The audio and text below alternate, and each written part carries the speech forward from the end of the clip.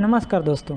बिहार उल्लेख में आपका स्वागत है। और आज मैं आपको बताने वाला हूं मुख्यमंत्री उद्यमी योजना के बारे में। मुख्यमंत्री उद्यमी योजना 2023 के लिए फॉर्म फिलअप हो रहा है, जो कि 1 दिसंबर 2022 से लागू हो गया।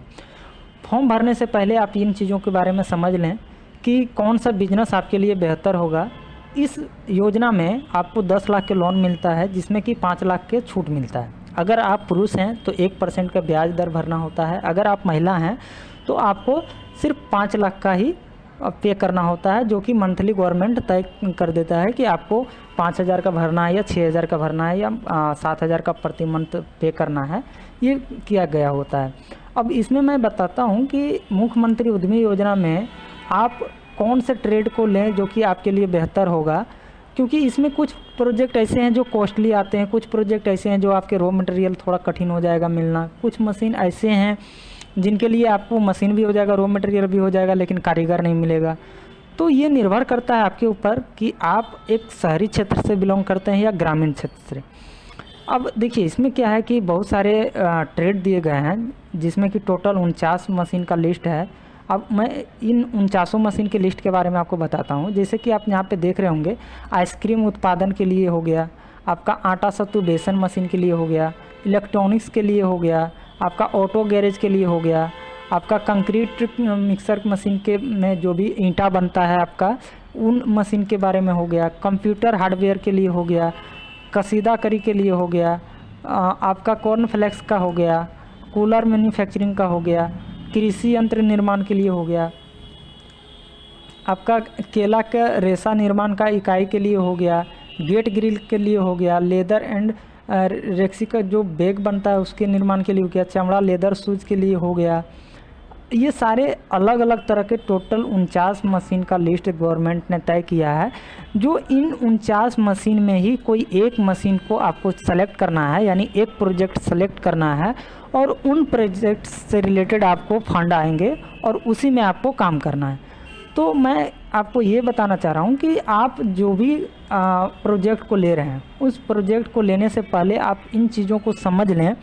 कि आपका जो प्रोजेक्ट है वो आप कहाँ पे स्टार्ट करने वाले हैं। क्या आपको उस स्थान पे सारे चीज़ों को उपलब्ध मिल जाएगा, जैसे कि रॉ मटेरियल, कारीगर, बिजली बिल, ये सारे चीज़ों के लिए आपका सुविधा है, फिर उन चीज़ों को लें। और दूसरी बात ये है कि कुछ मशीन आपके लिए हो सकता है कि आप जो प्रोजेक्ट अभी सेलेक्ट कर रहे हैं, आप फॉर्म फिलअप कर रहे हैं, ये आपके लिए नया हो। तो नया में क्या होता है ना कि आपको इस मार्केट से रिलेटेड आइडिया नहीं होता है। तो आइडिया नहीं होगा तो फिर क्या होगा कि आपको रॉ मटेरियल सर्च करने में दिक्कत होगा, मशीन लेने में दिक्कत होगा, फिर आपको वो प्रोजेक्ट में कितने कॉस्ट पड़ेंगे, रॉ मटेरियल में कितने बेनिफिट होंगे, ये सारी चीज़ों को दिक्कत आती है। तो मैं आपको ये बताना चाह रहा हूँ कि अगर आप ग्रामीण क्षेत्र से हैं तो ग्रामीण क्षेत्र के लिए जैसे आटा सत्तू बेसन का मशीन हो गया, ये आपका ग्रामीण में चलने वाली प्रोजेक्ट है। आप ये ग्रामीण में इसका इस्तेमाल कर सकते हैं, जिसमें कि आप एक ही मशीन से आप आटा भी पीस सकते हैं, सत्तू भी पीस सकते हैं, बेसन भी पीस सकते हैं, मसाला भी पीस सकते हैं, और ये आपको बहुत आसानी से रॉ मटेरियल उपलब्ध हो जाता है। ग्रामीण क्षेत्र में आसानी से आपको गेहूँ मिल जाएंगे, सत्तू के लिए आपके पास कस्टमर आएंगे, या अपना खुद दुकान करके इन सारी चीज़ों को आप सप्लाई कर सकते हैं, बेच सकते हैं दुकान करके। तो इन सारे प्रोजेक्ट के लिए गवर्नमेंट टोटल 10 लाख की लोन देती है। 10 लाख में आपको गवर्नमेंट कभी 3 इंस्टॉलमेंट में देता है तो कभी 2 इंस्टॉलमेंट में। तो इस तरह में क्या होता है कि जो पहला इंस्टॉलमेंट आएगा, अगर 3 इंस्टॉलमेंट में देता है तो पहला इंस्टॉलमेंट 4 लाख आता है, फिर दोबारा इंस्टॉलमेंट में 4 लाख आता है, फिर थर्ड इंस्टॉलमेंट में आपका 2 लाख आता है। तो पहला इंस्टॉलमेंट में जो आपको 4 लाख मिलेगा, उसमें से कुछ रेट में, जैसे 4 लाख मिला आपको, तो 4 लाख में आपको सपोज 1.5 लाख का आपको सेट बनाना होगा